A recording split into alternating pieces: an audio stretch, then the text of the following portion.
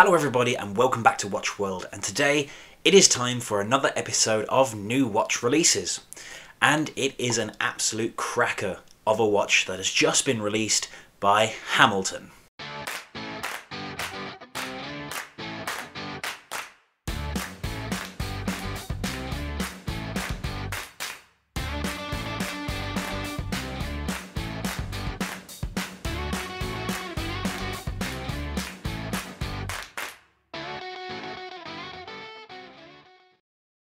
So guys, I hope you are all keeping well and safe during these tough times. Before we start today's video, quick wristwatch check. Today I am wearing my vintage Omega Genève from 1970.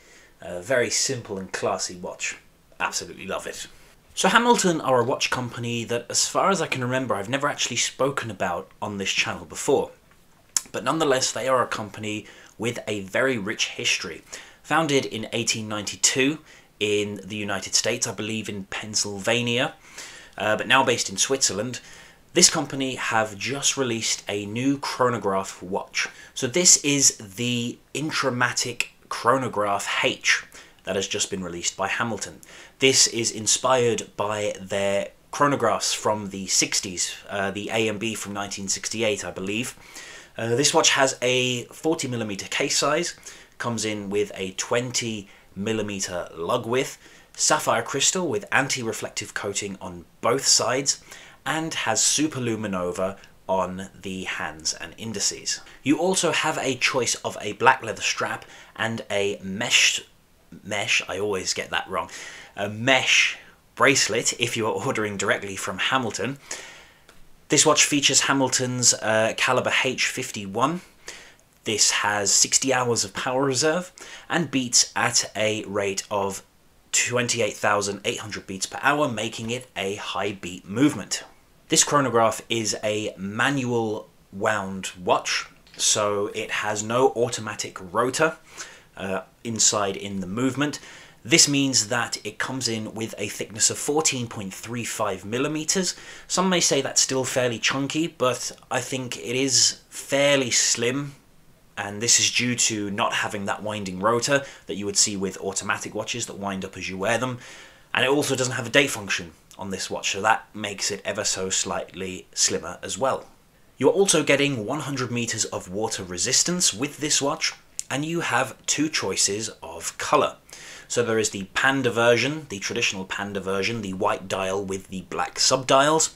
And then there is the reverse, so you have a black dial option also with white subdials at the 3 and 9 o'clock.